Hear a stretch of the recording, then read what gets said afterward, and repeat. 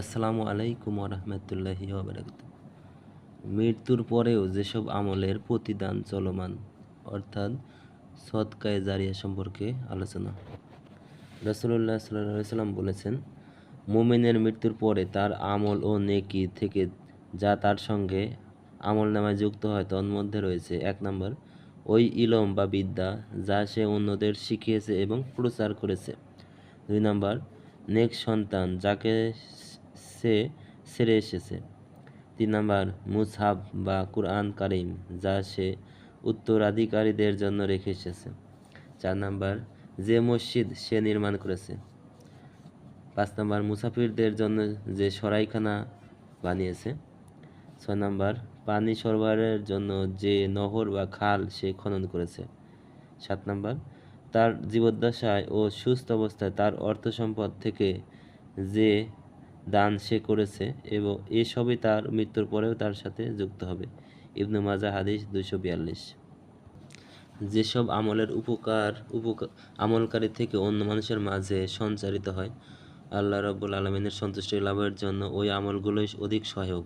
কারণ এসব আমলের উপকার ও সওয়াব শুধু আমলকারীর মধ্যেই সীমাবদ্ধ থাকে না, বরং অন্য মানুষ এমনকি অন্যান্য প্রাণীর মধ্যেও তা সঞ্চারিত হয়। ফলে এই কাজের ফল আমভাবে সবাই ভোগ করে। এই উপকারী সৎকর্মের মধ্যে আবার সেসব আমল আরও বেশি উত্তম, মৃত্যুর পরেও যার সওয়াবের ধারা বন্ধ হয় না।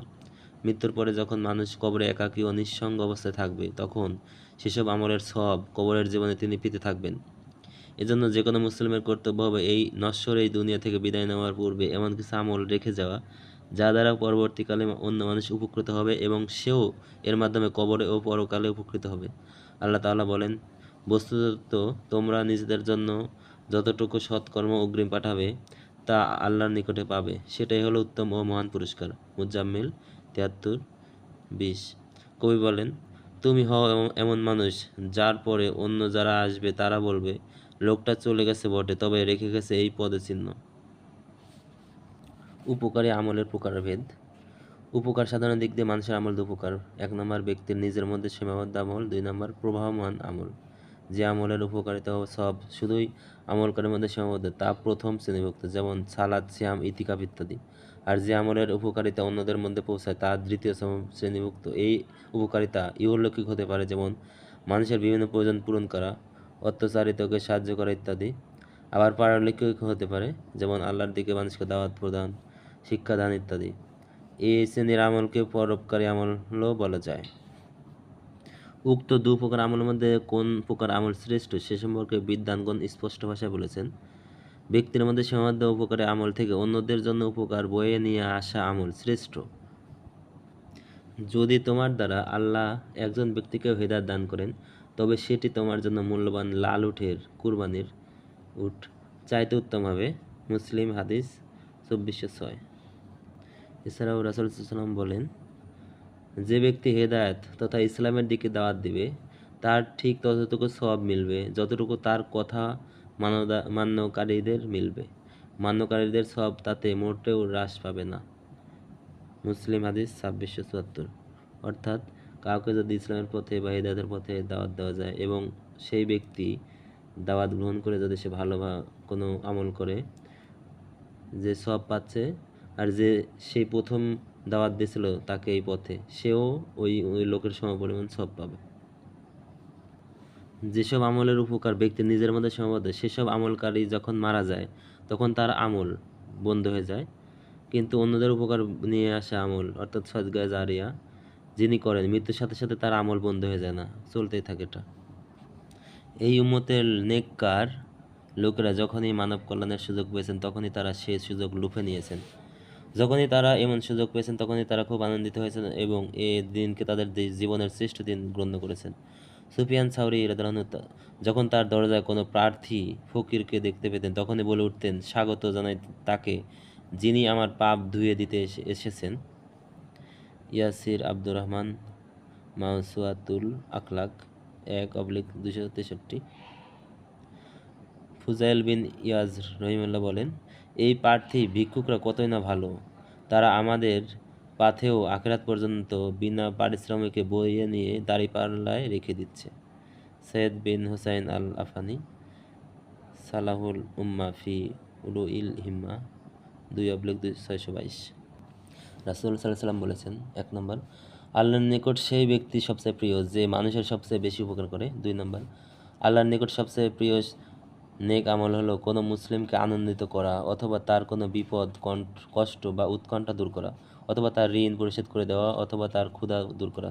তিনি বলেন, 3 নম্বর, আমার কোনো ভাইয়ের সাহায্যের জন্য তার সাথে হেঁটে যাওয়া আমার নিকট এই মসজিদে অর্থাৎ মসজিদে নববীতে 1 মাস ইতিকাফ করার চেয়েও প্রিয়। 4 নম্বর, যে ব্যক্তি তার ক্রোধ সংবরণ করবে মানে রাগ নিয়ন্ত্রণ করবে, আল্লাহ তার দোষ ত্রুটি গোপন রাখবেন। নিজের ক্রোধ কার্যকর করার সুযোগ থাকা সত্ত্বেও যে ব্যক্তি তা দমন করবে, কিয়ামতের দিন মহান আল্লাহ তার হৃদয়কে সন্তুষ্ট দিয়ে ভরে দিবেন। 5 নম্বর, যে ব্যক্তি তার কোনো ভাইয়ের সাথে গিয়ে তার কোনো প্রয়োজন মিটিয়ে দিবে, কিয়ামতের কঠিন দিনে যেদিন পুলসিরাতের উপর সকলের পা পিছলে যাবে, সেদিন আল্লাহ তার পা দৃঢ় রাখবেন। তাবারানি আউসাদ হাদিস 6026, সহিয়া হাদিস 906, সহিহুত তারগিব হাদিস 2623। রাসূল সাল্লাল্লাহু আলাইহি সাল্লাম বলেন, কোনো মুসলিম গাছ লাগালে আর সেই গাছ থেকে কোনো মানুষ কিংবা পশু কিংবা পাখি খেয়ে গেলে তা তার জন্য কিয়ামত অবধি সাদাকা বলে গণ্য হবে। অর্থাৎ গাছ ততদিন এইভাবে গাছ থেকে ফল হবে, মানুষ খাবে। মুসলিম হাদিস 1553, সহিহ হাদিস 8। মুসলিমের অন্য বর্ণনায় আছে, কোনো মুসলিম যখন কোনো ফলদ গাছ লাগায় আর তা থেকে যা কিছু খাওয়া হয় তা তার জন্য দান বলে গণ্য হয়, যা কিছু চুরি হয় তাও তার জন্য দান বলে গণ্য হয়, বন্য পশু যা খেয়ে নেয় তাও তার জন্য দান বলে গণ্য হয়, পাখিতে যা খেয়ে নেয় তা তার জন্য দান বলে গণ্য হয় এবং তা কেউ নিয়ে গেলেও তার জন্য তা দান বলে গণ্য হয়। মুসলিম হাদিস 3860। উপকারী আমলের কিছু নমুনা। আল্লাহর দিকে দাওয়াত। আল্লাহ তাআলা বলেন, ওই ব্যক্তির চাইতে কথায় উত্তম আর কি আছে যে মানুষকে আল্লাহর দিকে ডাকে ও নিজে সৎকর্ম করে এবং বলে যে নিশ্চয় আমি আজ্ঞাবহদের অন্তর্ভুক্ত। হামিম সাজদা 41-33। 2 নম্বর, মানুষকে উপকারী জ্ঞান শিক্ষা দান। রাসূল সাল্লাল্লাহু আলাইহি ওয়াসাল্লাম বলেন, যে ব্যক্তি ইলম বা বিদ্যা শিখাবে তার জন্য সেই পরিমাণ সওয়াব মিলবে যে পরিমাণ সওয়াব সেই বিদ্যা অনুযায়ী আমলকারীর মিলবে, আমলকারীর সওয়াব তাতে কমবে না। ইবনে মাজাহ হাদিস 240, সহিহ তারগিব হাদিস 80। রাসূল সাল্লাম বলেন, তোমাদের মধ্যে সেই ব্যক্তি শ্রেষ্ঠ যে নিজে কোরআন শিখে এবং অন্যকে শিখায়।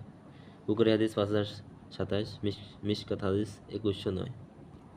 মহান আল্লাহ বিভিন্ন প্রাণীকে আলেমদের জন্য ক্ষমা প্রার্থনা করতে বলেছেন।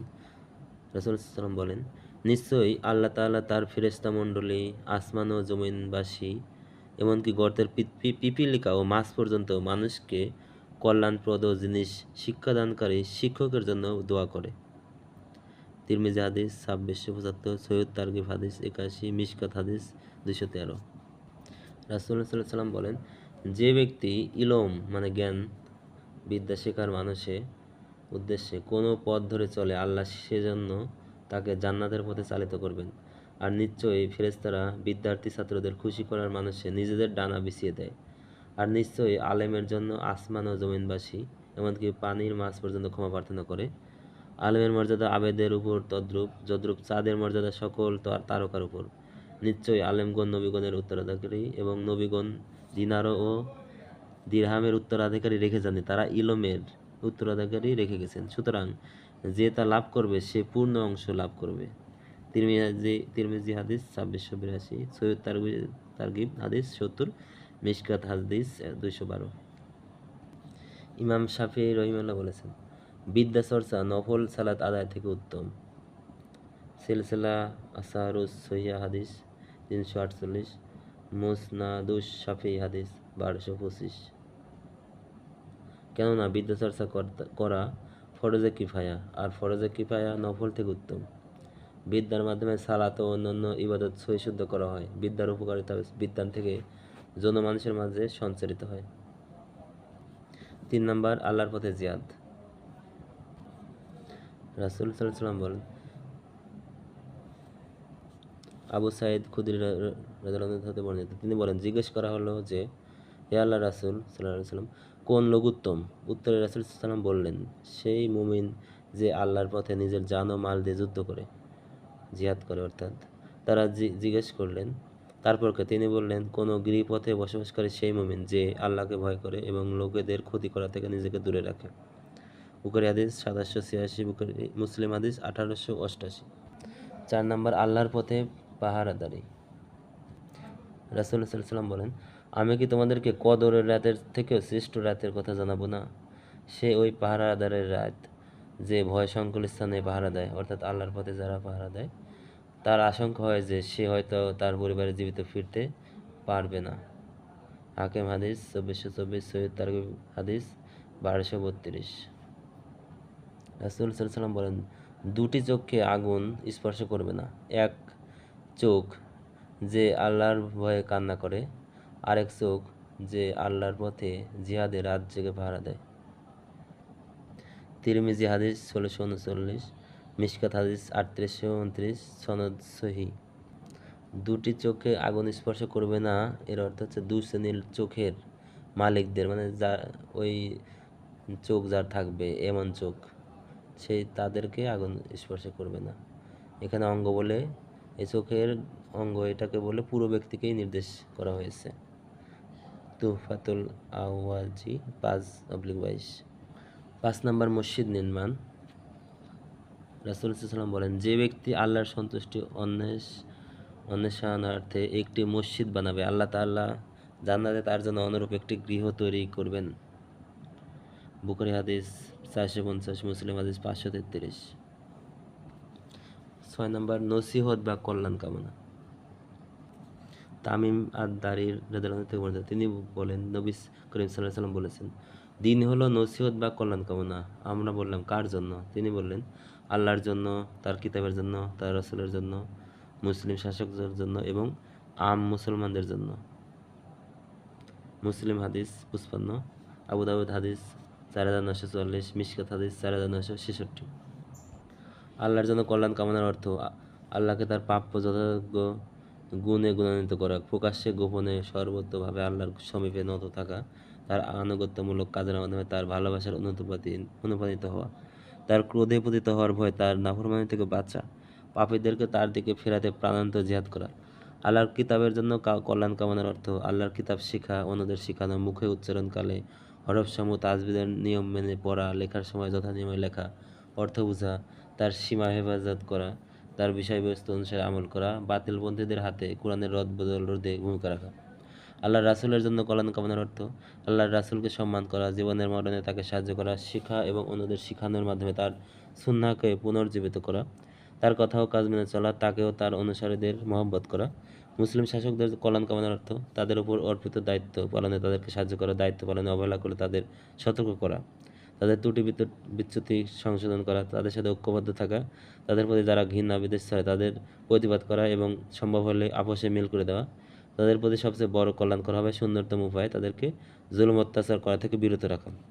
আম মুসলমানের কল্যাণ কামনার অর্থ তাদের জন্য দুনিয়া ও আখিরাতে যা যা কল্যাণপ্রসূ সেসব বিষয়ে তাদেরকে প্রয়োজনীয় নির্দেশনা প্রদান করা, তাদেরকে কষ্টদায়ক থেকে বিরত থাকা, দিনের যেসব বিষয়ে তারা অজ্ঞ সেসব বিষয়ে তাদের শিখিয়ে দেওয়া, কথা ও কাজের মাধ্যমে তাদের সাহায্য করা, তাদের দোষ গোপন রাখা, তাদের ত্রুটি বিচ্যুতি সংশোধন করা, তাদের জন্য যা অপকারী তা দমন করা এবং যা উপকারী তা জোগাড় করে দেওয়া, খুবই নম্রতা ও ইখলাসের সঙ্গে তাদেরকে সৎ কাজের আদেশ দেওয়া এবং অসৎ কাজ থেকে নিষেধ করা, তাদের প্রতি দয়া ও করুণা করা, তাদের বড়দের সম্মান ও ছোটদের স্নেহ করা, সৎ উপদেশ দানের মাধ্যমে তাদের সাথে মিত্রতা বজায় রাখা, তাদের সাথে প্রতারণা, হিংসা ইত্যাদি থেকে দূরে থাকা, নিজের জন্য ভালো যা কিছু পছন্দনীয় তা তাদের জন্য ভালো বাসা, নিজের জন্য যা কিছু অপছন্দনীয় তা তাদের জন্য অপছন্দ করা, তাদের জানমাল ইজ্জতের হেফাজত করা, উল্লেখিত নসিহত সমূহ যাতে তাদের চরিত্রের উপায় হয় সেজন্য তাদের উদ্বুদ্ধ করা এবং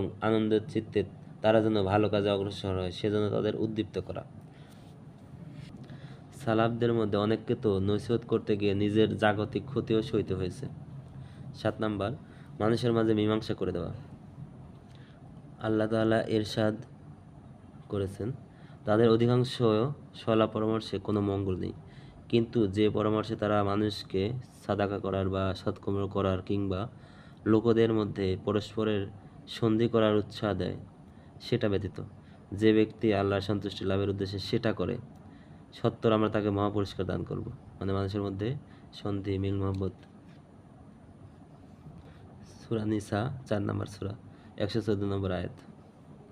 রাসূল সাল্লাল্লাহু আলাইহি সাল্লাম বলেন, নিশ্চয়ই প্রত্যেক তাসবিহ সুবহানাল্লাহ পাঠ সাদাকা, প্রত্যেক তাকবীর আল্লাহু আকবার পাঠ সাদাকা, প্রত্যেক তাহমিদ আলহামদুলিল্লাহ পাঠ সাদাকা, প্রত্যেক লা ইলাহা ইল্লাল্লাহ বলা সাদাকা, সৎ কাজের আদেশ দান সাদাকা, অসৎ কাজের নিষেধ দান সাদাকা, এমনকি তোমাদের স্বামী স্ত্রীর মিলনও সাদাকা।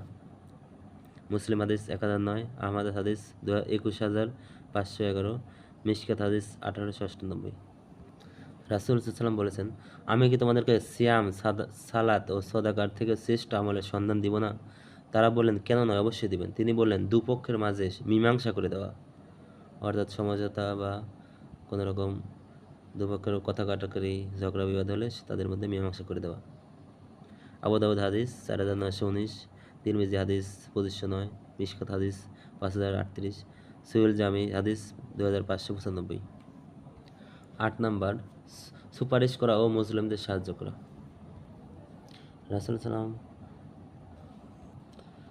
সাল্লামের কাছে যখন কোনো ভিক্ষুক বা প্রার্থী আসতো অথবা তার কাছে কোনো প্রয়োজন পূরণের আবেদন করা হতো, তখন তিনি বলতেন, তোমরা সুপারিশ করো, তাতে তোমাদের সওয়াব মিলবে, আর আল্লাহ তাআলা তার নবীর জবান দিয়ে সেই ফয়সালা করে নেন যা তিনি চান। বুখারী হাদিস 6027, মুসলিম হাদিস 2627, মিশকাত হাদিস 4956। ইমাম নববী রহিমাহুল্লাহ বলেন, এই হাদিস অনুসারে বোঝা যায় বৈধ প্রয়োজনের যারা মুখাপেক্ষী তাদের জন্য সুপারিশ করা মুস্তাহাব। এ সুপারিশ চাই রাষ্ট্রপ্রধান, গভর্নর কিংবা তাদের মতো কারো কাছে করা হোক কিংবা অন্য যে কোনো মানুষের কাছে করা হোক। রাষ্ট্রপ্রধানের কাছে সুপারিশ হলো কি জুলুম অত্যাচার বন্ধের জন্য হোক কিংবা লঘু কোনো দণ্ড মওকুফের জন্য হোক অথবা অভাবগ্রস্ত মানুষের ভাতা ছাড় ইত্যাদি কাজের জন্য হোক। তবে হদ বা আল্লাহর নির্ধারিত দণ্ড মওকুফের জন্য সুপারিশ করা হারাম। 9 নাম্বার, মানুষের অভাব মেটানো, তাদের কাজ করে দেওয়া এবং তাদের বিপদ-আপদে সাহায্যের জন্য এগিয়ে যাওয়া। রাসূল সাল্লাল্লাহু আলাইহি ওয়াসাল্লাম বলেন, এক মুসলিম অপর মুসলিমের ভাই, সে তার উপর জুলুম করবে না এবং তাকে অসহায় অবস্থায় ছেড়ে দেবে না। যে ব্যক্তি তার কোনো মুসলিম ভাইয়ের প্রয়োজন পূরণ করবে, আল্লাহ তাআলা তার প্রয়োজন পূরণ করে দেবেন। যে ব্যক্তি কোনো মুসলিমের কষ্ট দূর করবে, আল্লাহ তাআলা কিয়ামতের দিনে তার কষ্টের সমূহ থেকে একটি কষ্ট দূর করে দিবেন। আর যে ব্যক্তি কোনো মুসলিমের দোষ ঢেকে রাখবে, আল্লাহ তাআলা কিয়ামতের দিন তার দোষ ঢেকে রাখবেন। বুখারী হাদিস 2442, মুসলিম হাদিস 2580, মিশকাত হাদিস 4958।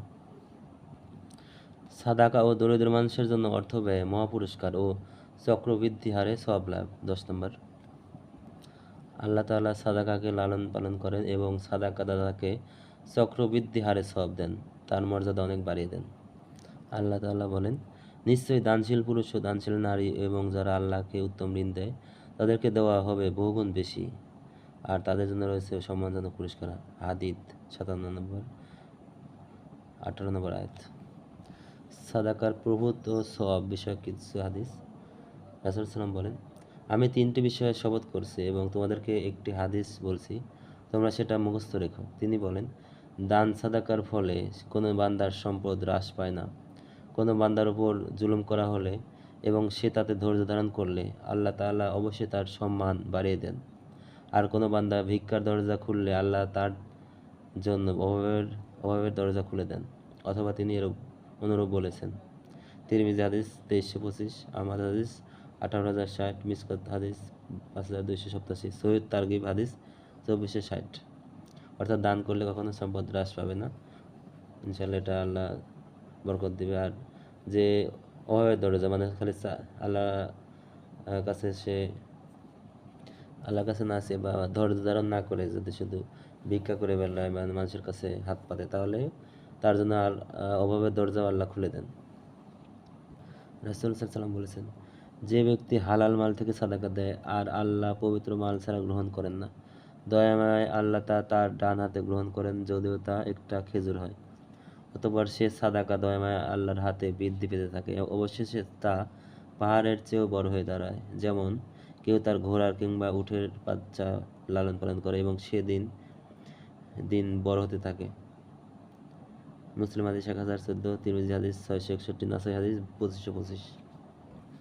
সাদাকা দেহের হেফাজত করে এবং দাতাকে, যে সাদাকা দান করে, বালা মুসিবত ও রোগ ব্যাধি থেকে রক্ষা করে। রাসূল সাল্লাল্লাহু আলাইহি ওয়াসাল্লাম বলেছেন, তোমরা সাদাকা দ্বারা তোমাদের রোগীদের চিকিৎসা করো।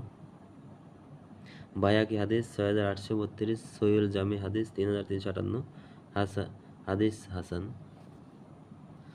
সাদাকার বিস্ময়কর উপকারিতার সাম্প্রতিক একটি ঘটনা। আবু সারা একজন মেকানিক্যাল ইঞ্জিনিয়ার। তার মাসিক বেতন 9000 রিয়াল। এত উচ্চ বেতন ও নিজস্ব বাড়ি থাকা সত্ত্বেও তিনি লক্ষ্য করছিলেন যে তার বেতন দ্রুতই ফুরিয়ে যায়, কিন্তু কেন এমন হয় তা তিনি বুঝে উঠতে পারছিলেন না। তিনি বিস্মিত সুরে বলেন, সুবহানাল্লাহ, আল্লাহর কসম, আমি বুঝি না বেতনের এ টাকা কোথায় যায়। তিনি বলেন, প্রত্যেক মাসে আমি বলি এখন থেকে সঞ্চয় করতে শুরু করব, কিন্তু শেষ পর্যন্ত সেই আগের অবস্থার কোনো পরিবর্তন হলো না। এ সময় জনৈক বন্ধু আমার বেতনের একটা অংশ আমাকে সাদাকা করতে উপদেশ দেয়। আমি বেতন থেকে 500 রিয়াল দানের জন্য নির্দিষ্ট করি। আল্লাহর কসম, প্রথম মাসে আমি 2000 রিয়াল জমাতে সক্ষম হই, অথচ আমার খাদ্য, খানা ও অন্যান্য খরচে কোনো হেরফের হয়নি। এতে আমি খুব খুশি। পরে আমি সিদ্ধান্ত নিলাম দানের পরিমাণ 500 থেকে বাড়িয়ে 900 রিয়াল করব। 5 মাস পর আমি খবর পেলাম যে অচিরেই আমার বেতন বাড়ানো হচ্ছে। আলহামদুলিল্লাহ, এটা আমার রবের মহা অনুগ্রহ। আমি এর কৃতজ্ঞতা জানাতে অক্ষম। সাদাকার কল্যাণে আমি আমার সম্পদে, পরিবারে ও যাবতীয় ক্ষেত্রে বরকত লক্ষ্য করি। আমার ভাইরা, তোমরা পরীক্ষা করে দেখো, আমি তোমাদের যা বলছি তা সঠিক পাবে, এমনকি বেশিও পাবে। সাদাকার বিস্ময় শেষ হবার নয়। রাসূল সাল্লাল্লাহু আলাইহি ওয়াসাল্লাম সত্য বলেছেন। সাদাকার ফলে বান্দার সম্পদ হ্রাস পায় না। তিরমিজি হাদিস 2325, মিশকাত হাদিস 5287। বরং তাতে বরকত হয় এবং বাহ্যিক দৃষ্টিতে যে সম্পদ হ্রাস পাচ্ছে বলে মনে হয় তা পূরণ হয়ে যায়। 11 নম্বর, কর্জে হাসানা গ্রহীতা এবং বাকিতে ক্রয়কারী অভাবীকে অর্থ পরিশোধের সময় প্রদান। কর্জে হাসানা গ্রহণকারী এবং বাকিতে ক্রয়কারী অভাবীকে অর্থ পরিশোধে সময় প্রদান পরকালীন জীবনে নাজাত লাভের বড় মাধ্যম। রাসূল সাল্লাল্লাহু বলেছেন, কোনো মুসলিম অন্য মুসলিমকে দুবার কর্জ দিলে তা অবশ্যই ওই পরিমাণ মাল একবার দানের সমতুল্য বলে গণ্য হবে। ইবনে মাজাহ হাদিস 2430, সহিহ তারগিব হাদিস 901। কর্জ অর্থাৎ ধার। কাউকে যদি ধার দেওয়া হয় এর তাহলে অনেক অনেক সব, কারণ বর্তমানে মানুষ সহজে ধার পায় না বা দিতে চায় না, কারণ ধার দিলে এটা সহজে পাওয়ার আশা করা যায় না। অনেক সময় যে ধার নেয় অনেকে হয়তো বলে যে কয়েক মাসের মধ্যে দেবো, কিন্তু অনেক সময় তাও তারা দেয় না, তার কাছে বারবার হয়তো বলার লাগে। সেই জন্য এর অনেক অনেক ফজিলত মানে সব এতে পাওয়া যাবে। আর যারা কোনো অভাবগ্রস্ত ব্যক্তি যদি কারো কাছ থেকে ক্রয় করে কিছু, সেখানে যদি ওই দোকানদার বাকিতে তাকে দেয়, অনেকে তো বাকি বিক্রি করে না, কিন্তু যদি কেউ বাকিতে দেয় বা তাকে সময় দেয়, ঠিক আছে তুমি কয়েকদিনের মধ্যে টাকা দাও, তাহলে এটাও ওই দোকানদারও অনেক অনেক সব অর্জন করবে। রাসূল সাল্লাম বলেন, তোমাদের পূর্বকালে এক ব্যক্তির মৃত্যুর পর তার রূহের সাথে ফেরেশতারা দেখা করেন। তারা তাকে বলেন, তুমি কি সৎ কাজ কিছু করেছো? সে বলে, না। তারা বললেন, মনে করে দেখো। তখন সে বলল, আমি মানুষকে ধার কর্জ দিতাম এবং আমার কর্মচারীদের বলতাম তারা যেন বাকিতে ক্রয়কারী অভাবীকে অর্থ পরিশোধের সময় দেয় এবং সচ্ছল লোকদের প্রতি সদয় হয়। তিনি বলেন, আল্লাহ তখন বললেন, তোমরা তাকে মাফ করে দাও। মুসলিম হাদিস 1560। তাহলে এই হাদিস দ্বারা বোঝা যাচ্ছে ওই লোক হয়তো মানে বাহ্যিক দৃষ্টি ওরকমভাবে সৎ কাজ করেনি, কিন্তু যে এই কাজটা সে করছিল এই জন্য আল্লাহ তাকে মাফ করে দিলেন। 12 নম্বর, খাদ্য খাওয়ানো। কাউকে খাবার খেতে দেওয়া মহাপুণ্যের কাজ। রাসূল সাল্লাল্লাহু বলেন, এক ব্যক্তি নবী করিম সাল্লাল্লাহু জিজ্ঞেস করলো, ইসলামের কোন কাজ উত্তম? তিনি বললেন, তুমি মানুষ ও অন্য প্রাণীকে খাবার খেতে দিবে এবং তোমার পরিচিত অপরিচিত সবাইকে সালাম দিবে। বুখারী হাদিস 12, মুসলিম হাদিস 39, মিশকাত হাদিস 4629। হে লোক সকল, তোমরা সালামের প্রসার ঘটাও, খাবার খেতে দাও এবং রাতে মানুষ যখন ঘুমিয়ে থাকে তখন সালাত আদায় করো, তাহলে শান্তিতে নিরাপদে জান্নাতে প্রবেশ করতে পারবে। তিরমিজি হাদিস 2485, সহিহ তারগিব হাদিস 949, ইবনে মাজাহ হাদিস 3251, মিশকাত হাদিস 1907। ইয়াতিমের প্রতি দয়া করা। ইয়াতিমের প্রতি দয়া করে আল্লাহ তাআলার দয়া মিলবে। মহান আল্লাহ বলেন, আর তোমরা আল্লাহর ইবাদত করো এবং তার সাথে কাউকে শরীক করো না। তোমরা সদ্ব্যবহার করো পিতামাতা, আত্মীয়স্বজন, ইয়াতীম, মিসকিন, নিকট প্রতিবেশী, দূরবর্তী প্রতিবেশী, পার্শ্ববর্তী সাথী, নিঃস্ব, পথিক ও তোমাদের মালিকানাধীন দাস দাসীদের সাথে। 4 নম্বর সূরা 36 নম্বর আয়াত। সূরা নিসা। রাসূল সাল্লাল্লাহু আলাইহি বলেছেন, আমি ও ইয়াতীমের প্রতিপালনকারী জান্নাতে এভাবে থাকবো। তিনি এভাবে বলতে তিনি তার তর্জনী ও মধ্যমা আঙ্গুল মিলিয়ে দেখালেন। বুখারী হাদিস 6005, আল আদাবুল মুফরাদ হাদিস 135। ইবনু বাত্তাল রহিমাহুল্লাহ বললেন, প্রত্যেক মুমিন যেই এই হাদিস শুনবে তারই কর্তব্য হবে হাদিস অনুযায়ী আমল করা, তাহলে সে জান্নাতে নবী করিম সাল্লাল্লাহু আলাইহি ওয়াসাল্লাম ও নবী রাসূলদের জামাতের সাথী হবে। ইবনু বাত্তাল, শরহ বুখারী 9, 217। আবু দারদা রাদিয়াল্লাহু হতে বর্ণিত, তিনি বলেন, এক ব্যক্তি নবী করিম সাল্লাল্লাহু আলাইহি ওয়াসাল্লাম এর কাছে এসে তার মনের কঠোরতা সম্পর্কে অনুযোগ করল, মানে তার মন অনেক কঠিন। তখন রাসূল সাল্লাম বললেন, তুমি কি চাও যে তোমার মন নরম হোক এবং তোমার প্রয়োজন পূরণ হোক? তাহলে তুমি ইয়াতীমের উপর দয়া করো, তাদের মাথায় হাত বুলাও এবং তোমার খাদ্য থেকে ইয়াতীমকে খেতে দাও। এতে তোমার মন নরম হবে এবং তোমার প্রয়োজন পূরণ হবে। মাজমাউজ জাওয়ায়েদ হাদিস 13509, সহিহুত তারগিব হাদিস 2544। স্বামীহীনা 14 নম্বর, স্বামীহীনা ও নিঃস্ব গরিবের ব্যয় নির্বাহের জন্য প্রচেষ্টা চালানো। এটা অত্যন্ত গুরুত্বপূর্ণ একটি নেক আমল। রাসূল সাল্লাল্লাহু বলেছেন, স্বামীহীনা অর্থাৎ যার স্বামী নেই, স্বামী মারা গেছে বা বিধবা যাই হোক, ও নিঃস্ব গরিবের ব্যয় নির্বাহের জন্য আয় রোজগারকারী, আল্লাহর পথের মুজাহিদ অথবা রাতে সালাত আদায়কারী ও দিনে সিয়াম পালনকারী সমতুল্য। বুখারী হাদিস 5353, মুসলিম হাদিস 2982, মিশকাত হাদিস 4951। 15 নম্বর, প্রতিবেশীর সাথে ভালো আচরণ। এটা একটা গুরুত্বপূর্ণ আমল। আল্লাহ তাআলা বলেন, আর তোমরা আল্লাহর ইবাদত করো এবং তার সাথে কাউকে শরীক করো না। তোমরা সদ্ব্যবহার করো পিতামাতা, আত্মীয়স্বজন, ইয়াতীম, মিসকিন, নিকট প্রতিবেশী, দূরবর্তী প্রতিবেশী, পার্শ্ববর্তী সাথী, নিঃস্ব, পথিক ও তোমাদের মালিকানাধীন দাস-দাসীদের সাথে। সূরা নিসা 4 নম্বর সূরা 36 নম্বর আয়াত। রাসূল সাল্লাল্লাহু আলাইহি বলেছেন, যে আল্লাহ ও আখিরাতে বিশ্বাস রাখে সে যেন তার প্রতিবেশীকে সম্মান করে। বুখারী হাদিস 6019, মুসলিম হাদিস 47, মিশকাত হাদিস 4964। রাসূল সাল্লাল্লাহু বলেন, জিবরিল আলাইহিস সালাম আমাকে প্রতিবেশী সম্পর্কে সর্বদা এত নসিহত করে যে আমার মনে হয়েছে অচিরেই তাকে সে ওয়ারিস বানিয়ে দিবে। বুখারী হাদিস 6015, মুসলিম হাদিস 2625, মিশকাত হাদিস 4964। অর্থাৎ প্রতিবেশীর হক বা এই বিষয়ে প্রতিবেশীর প্রতি সদ্ব্যবহার এই বিষয়ে এত নসিহত করে জিবরিল আলাইহিস সালাম রাসূল সাল্লামকে যে রাসূল সাল্লামের মনে হয়েছে যে যেমন ওয়ারিস, যেমন কোনো ব্যক্তির সন্তান যেমন তার সম্পদের একটা ওয়ারিস বা ভাগ পায়, তেমন প্রতিবেশী হয়তো বা ওই রকম একটা ওয়ারিস হয়ে যাবে, এরকম একটা রাসূল সাল্লামের মনে হয়েছে। রাসূল সাল্লাম বলেন, আল্লাহর কসম সে মুমিন নয়, আল্লাহর কসম সে মুমিন নয়, আল্লাহর কসম সে মুমিন নয়। জিজ্ঞেস করা হলো, কে সে হে আল্লাহ রাসূল সাল্লাল্লাহু আলাইহি সাল্লাম? তিনি বললেন, যার প্রতিবেশী তার অত্যাচার ও অনিষ্ট থেকে নিরাপদ নয়। বুখারী হাদিস 6016, মুসলিম হাদিস 46, মিশকাত হাদিস 4962।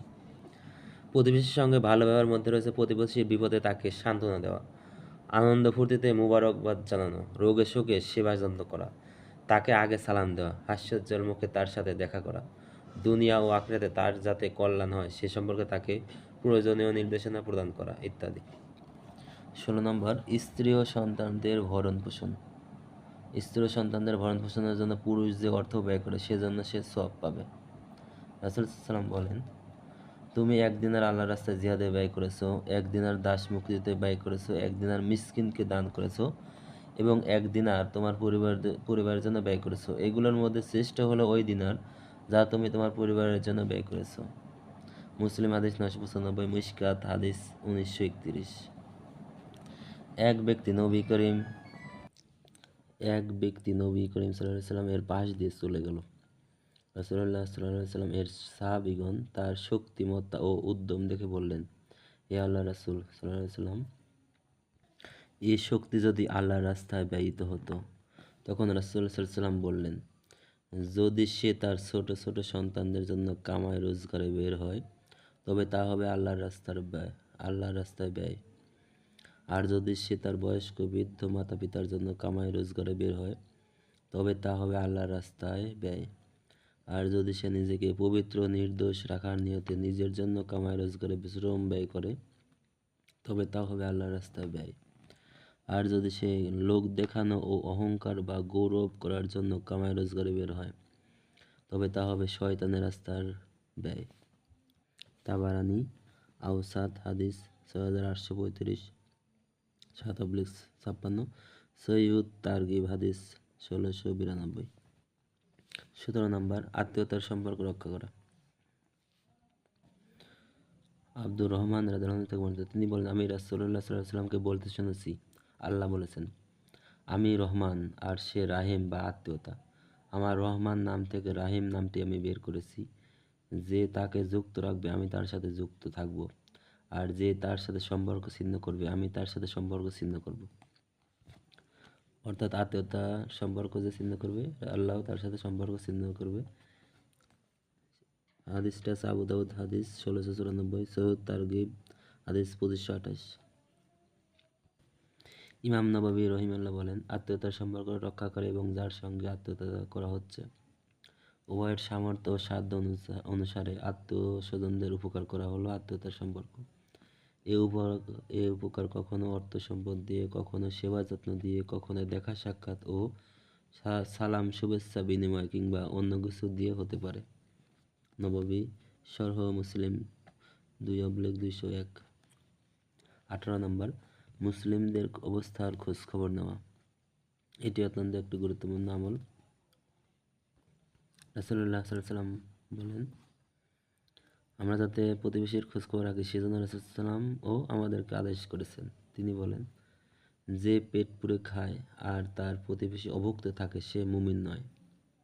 বাইহাকী হাদিস 19668, মিশকাত হাদিস 4991, সহিহুত তারগিব হাদিস 2562। সাহাবীদের মধ্যে দেখা যেত যে কোনো সাহাবীর কাছে হাদিয়া এলে তিনি তা নিজে না রেখে প্রতিবেশী সাহাবীর বাড়িতে পাঠিয়ে দিতেন। সেই সাহাবী আবার অন্য প্রতিবেশীর বাড়িতে তা পাঠিয়ে দিতেন।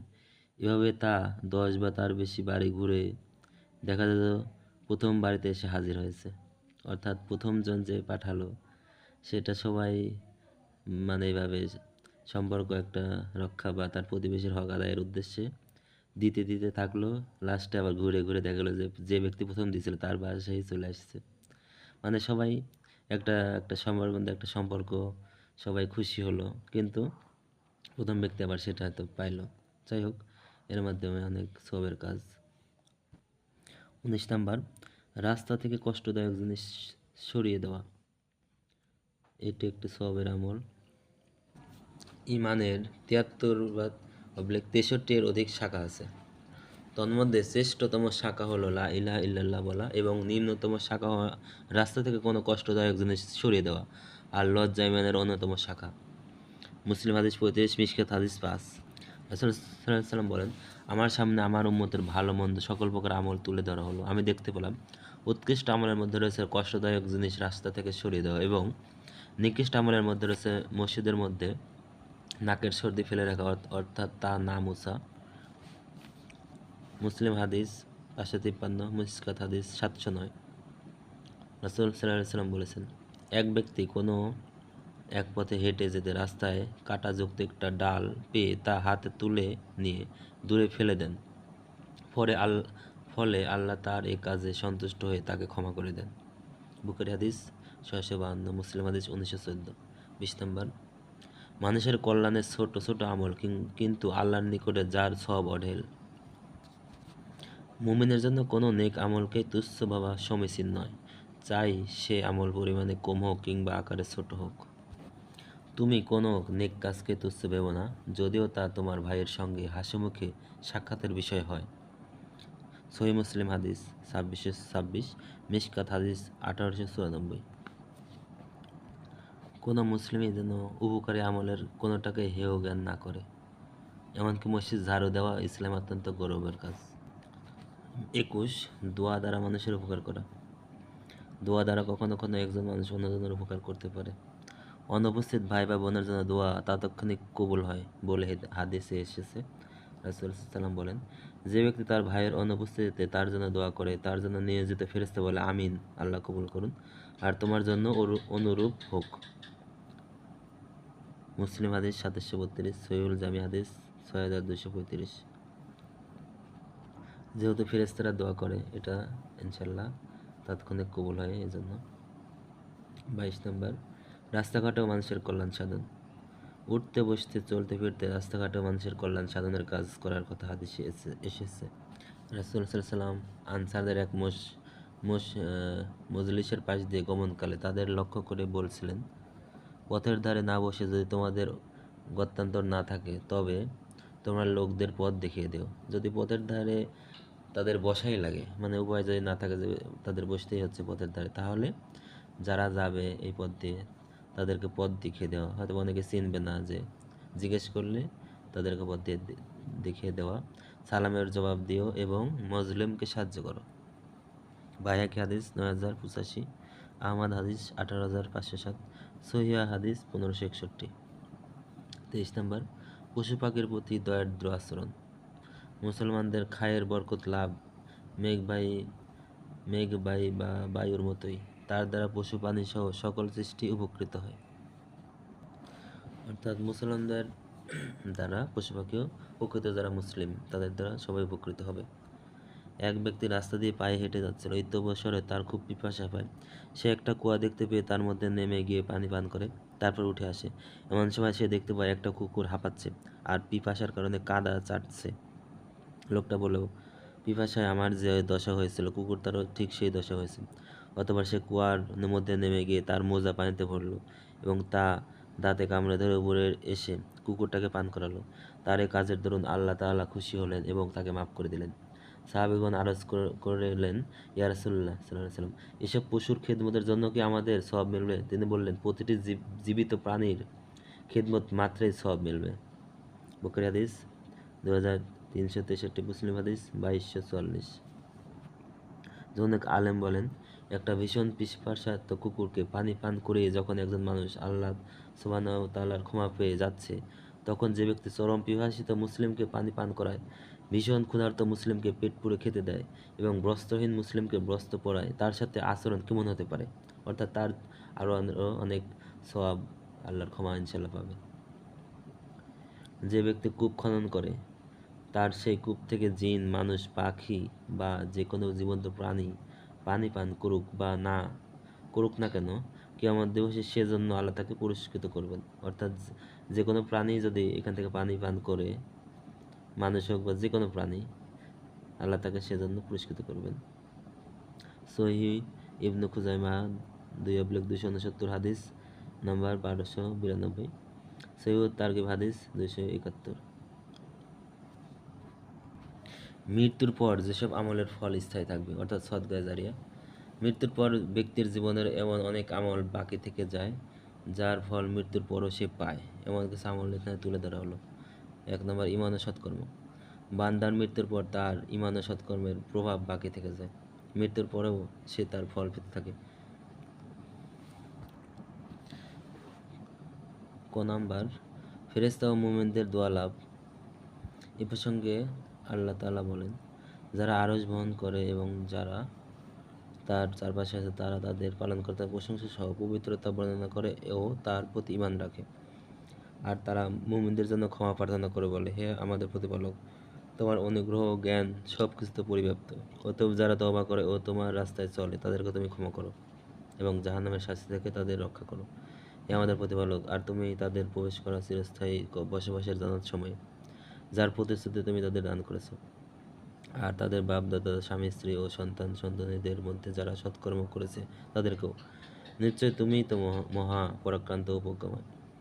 আর তুমি তাদেরকে সকল মন্দ কাজ হতে রক্ষা করো। আর যাকে তুমি মন্দ কাজ সমূহ থেকে রক্ষা করবে তাকেই তো তুমি কিয়ামতের দিন অনুগ্রহ করবে জান্নাতে প্রবেশ করানোর মাধ্যমে। আর সেটাই তো মহা সফলতা। 40 নম্বর সূরা মুমিন 7-9 আয়াত। মুসলিমরা তো প্রত্যেক সালাতে আসসালামু আলাইনা ওয়া আলা ইবাদিল্লাহিস সলিহিন বুখারী হাদিস 835, মুসলিম হাদিস 402, মিসকাত হাদিস 909। এটা বলে অর্থাৎ আসসালামু আলাইকুম ওয়া আলা ইবাদিল্লাহিস সালিহিন বলে আল্লাহর নিকট তার নেককার বান্দাদের শান্তি লাভ ও যাবতীয় অনিষ্ট থেকে বেঁচে থাকার জন্য দোয়া করে। খ, সন্তানদের সুরক্ষা লাভ। এ বিষয়ে আল্লাহ তাআলা মুসা ও খিজির আলাইহিসসালামের কথোপকথনে বিনা পারিশ্রমিকে কেন খিজির আলাইহিসসালাম প্রাচীর সোজা করে দিয়েছিলেন তার কারণ ব্যাখ্যায় বলেছেন, অতঃপর ওই প্রাচীরটি যা ছিল শহরের দুটি ইয়াতীম বালকের, ওটির নিচে ছিল ওদের জন্য কিছু গুপ্তধন। ওদের পিতা ছিলেন একজন সৎকর্মশীল ব্যক্তি। 18 নম্বর সূরা সূরা কাহফ 82 নম্বর আয়াত। এই দুই বালকের সম্পদ আল্লাহ হেফাজত করলেন তাদের পিতার সৎকর্মের কারণে। অর্থাৎ আমরা বুঝলাম ইমান ও সৎকর্মের যে একটা প্রভাব সেটা তার মরে যাওয়ার পরেও, ওই ব্যক্তি মরে যাওয়ার পরে সে এটা পেতে থাকতেছে। 2 নাম্বার আমল যেটা সুন্নতে হাসানা বা সৎকর্মের প্রচলন শুরু করা। যে ব্যক্তি ইসলামের মধ্যে কোনো সুন্দর সুন্নাত বা কাজ চালু করলো এবং পরবর্তীতে সে অনুসারে আমল করা হলো, তাহলে আমলকারীদের প্রতিদানের সমান প্রতিদান তার জন্য লেখা হবে।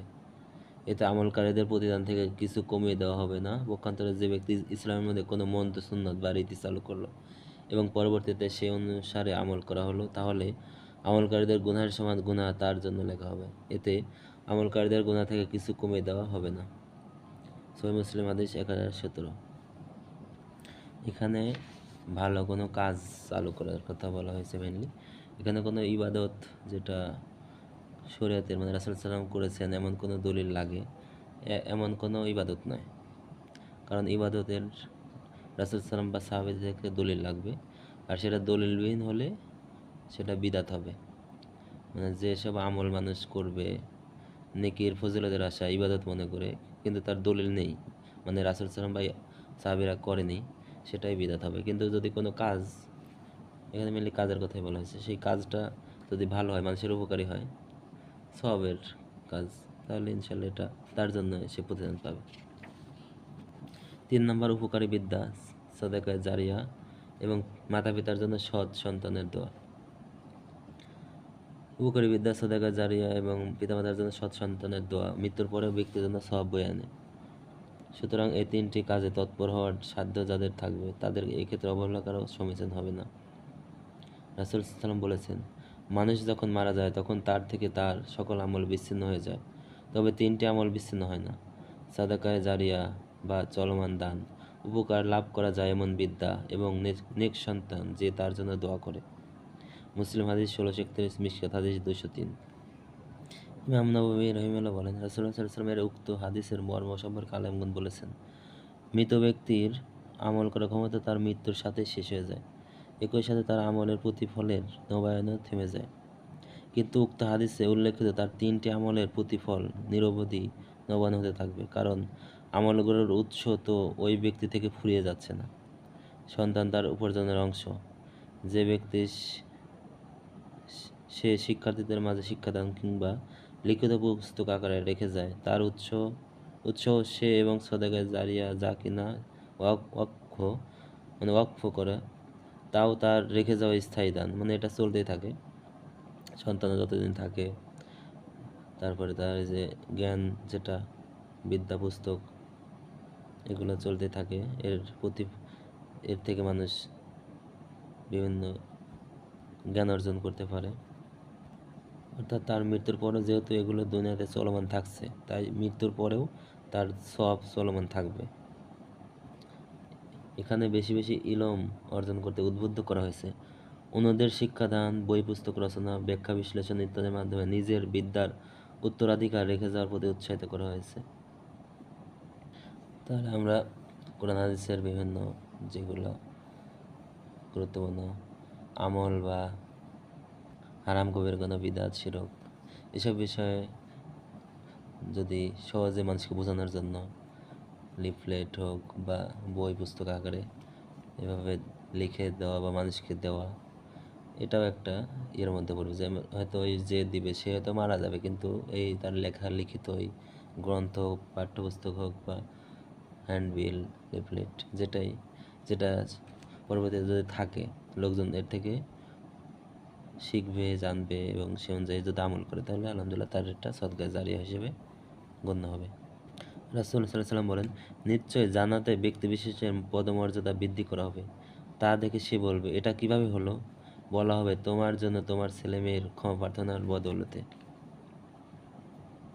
ইবনু মাজাহ হাদিস 3660, সহিহুল জামি হাদিস 1617।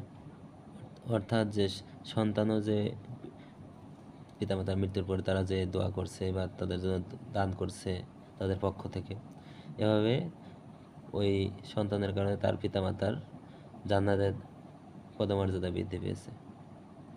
এজন্য এমন সন্তান অর্থাৎ নেককার পরেজগার সন্তান বানিয়ে রেখে যেতে হবে। কোরআন হাদিসের জ্ঞান তাদেরকে দিতে হবে।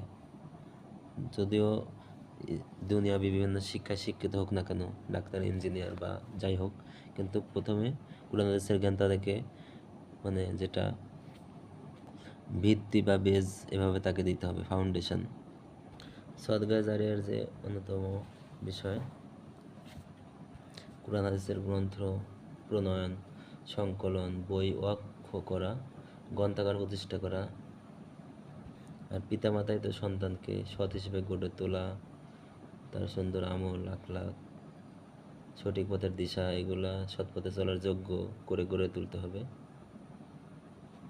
তারপরে কোরআন রেখে যাওয়া, নিজের উত্তরাধিকার সূত্রে মানে সবাইকে কোরআন যদি দেওয়া হয়, এটা হয়তো যাকে তাহলে সে সারা জীবন পড়বে বা থেকে গেলে আবার তার পরবর্তীতে আবার আরও যদি লোকজন তার সন্তানাদি থাকে তারাও পড়বে, এভাবে সদকা জারিয়ার মধ্যে এটা পড়বে। এরপরে মসজিদ মাদ্রাসা তৈরি করে গেলেও, যে মাদ্রাসায় যদি কেউ পড়াশোনা করে আলেম হচ্ছে বা সৎ লোক যারা এখানে কর্ম করতেছে, তাদের রুটি রুজির ব্যবস্থা হচ্ছে। তারপরে পথিকদের জন্য যে ঘর, যদিও এখন এটা দেখা যায় না, আগে হয়তো ছিল, সেখানে যে মুসাফিররা তাদের তো থাকার এরকম সহজ ব্যবস্থা হলে কি, হয়তো এক রাত সে একজন থাকলো, পরের পরতে আবার আরেকজন থাকলো, এভাবে সে যদি কেউ তার জায়গাতে এরকম একটা সরাইখানা মানে পথিকদের থাকার জন্য যদি ঘর তৈরি করে দেয়, যেভাবে চলতে থাকবে, মানুষজন থাকবে, তাহলে এটা সদকা জারিয়ার মধ্যে পড়বে, সারা জীবন এভাবে চলতে থাকবে। নহর বা খাল খনন করে পানি প্রবাহের ব্যবস্থা করলে পানি করলে উপকৃত হয়। 4 নাম্বার, যোগ্য মানুষ তৈরি করে যাওয়া। যোগ্য মানুষ তৈরি করে গেলে জীবদ্দশায় দুনিয়াতে তার ফায়দা মেলে, একইভাবে মৃত্যুর পরে সওয়াব মিলবে। সুতরাং হে মানুষ, আপনার চেয়েও ভালো ও যোগ্য মানুষ তৈরি করার জন্য আপনার রাত দিনের চিন্তা ও ফিকির হয়। কোরআনের নির্দেশনাও তাই, সুন্নাহর নির্দেশনাও তাই। হাদিসে এসেছে, জৈনিক মহিলা রাসূলুল্লাহ সাল্লাল্লাহু আলাইহি ওয়াসাল্লামের কাছে এসে একটি বিষয়ে কথা বলেন। তিনি তাকে একটি আদেশ দেন। মহিলা বললেন, হে আল্লাহর রাসূল সাল্লাল্লাহু আলাইহি ওয়াসাল্লাম, আমি যদি আগামীতে আপনাকে না পাই। তিনি বললেন, আমাকে না পেলে আবু বকরের নিকটে যাও। মানে রাসূল সাল্লাল্লাহু আলাইহি ওয়াসাল্লাম বললেন, আমাকে না পেলে আবু বকরের নিকটে যেও। হুমায়দি ইব্রাহিম বিন সাদের বর্ণনায় বর্ধিত বলেছেন, যেন তিনি তার মৃত্যুকে বুঝিয়েছেন। এই হাদিসটা আছে বুখারী হাদিস 7360, মুসলিম হাদিস 2386। অর্থাৎ রাসূল সাল্লাম মানে আবু বকরকে এমনভাবে যোগ্য করে গেছেন যে তিনি এভাবে বলে দিলেন যে আমার পরবর্তীতে তাহলে এই যোগ্য ব্যক্তি হিসেবে কি আবু বকরের নিকটে যেও। শিক্ষকদেরও উচিত ছাত্রদেরকে যোগ্য আলেম হিসেবে গড়ে তোলা। জ্ঞান, বিজ্ঞান চর্চা, গবেষণা সব কিছু বিষয়ে কোরআন হাদিসের জ্ঞান। শিক্ষক তার ছাত্রদের অন্ধ অনুসরণ বা অনুকরণের শিক্ষা দিবে না, তারা দলিল ভিত্তিক জীবন গঠনের শিক্ষা দেবে। 5 নম্বর, ওয়াকফ করা। দুনিয়া ও আখিরাতে নেক আমলের আধিক্য এবং সওয়াবের বৃদ্ধি ঘটাতে ওয়াকফ অন্যতম শ্রেষ্ঠ মাধ্যম। এখানে আসলকে আবদ্ধ রেখে তা থেকে লভ্য সুযোগ সুবিধা দান করাকে ওয়াকফ বলা হয়। আল কাফি 2/250। এখানে আসল অর্থ সেই মূল যাকে অবিকল আবদ্ধ রেখে তা থেকে সুযোগ সুবিধার লাভ সম্ভব, যেমন ঘর বাড়ি, দোকানপাট, বাগান, ক্ষেত খামার ইত্যাদি। আর সুযোগ সুবিধা অর্থ মূল থেকে উৎপাদিত ফসল, মানে ওই আসল যে টাকা বা যাই সম্পদ, ওখান থেকে উৎপাদিত কি ফসল, আয় ইত্যাদি, যেমন ফল, শস্য, ভাড়া, বাড়িতে বসবাস প্রভৃতি। এভাবে কোনো কিছু ঘর বাড়ি, দোকানপাট, বাগান, ক্ষেত, খামার, এগুলো ওয়াকফের মাধ্যমে যেসব পাওয়া যাচ্ছে, ফল, শস্য, ভাড়া, এগুলো মানুষের মাধ্যমে কল্যাণের কাজে ব্যবহার করা, এর মাধ্যমে মানুষের অনেক উপকার হচ্ছে। এভাবে এই ধারা চলতে থাকে। এর মাধ্যমে যে এই সম্পদটা ওয়াকফ করছিল সে এর প্রতিদান পাবে সদকা জারিয়া স্বরূপ। আল্লাহ আমাদের সন্তানদের নেক সন্তান গড়ে তোলার জন্য তৌফিক দান করুক এবং সদকা জারিয়া হিসেবে উপকারী জ্ঞান, পাঠ্যপুস্তক, কোরআন সুন্নাহর জ্ঞান যাতে আমরা রেখে যেতে পারি, মসজিদ মাদ্রাসা তৈরি বা আমাদের কোরআন দান করা, এবং কোনো সম্পদ যদি সম্ভব হয় ওয়াকফ করে গেলে ইনশাল্লাহ আর আমাদের পরকালে নাজাতের উসিলা হবে। আল্লাহ আমাদের এই তৌফিক দান করুক, আমিন। আসসালামু আলাইকুম রহমতুল্লাহি ওবারাকাতুহু। আসসালামু আলাইকুম রহমতুল্লাহি ওবারাকাতুহু। মৃত্যুর পরেও যেসব আমলের প্রতিদান চলমান, অর্থাৎ সদকায়ে জারিয়া সম্পর্কে আলোচনা। রাসূলুল্লাহ সাল্লাল্লাহু আলাইহি ওয়াসাল্লাম বলেছেন, মুমিনের মৃত্যু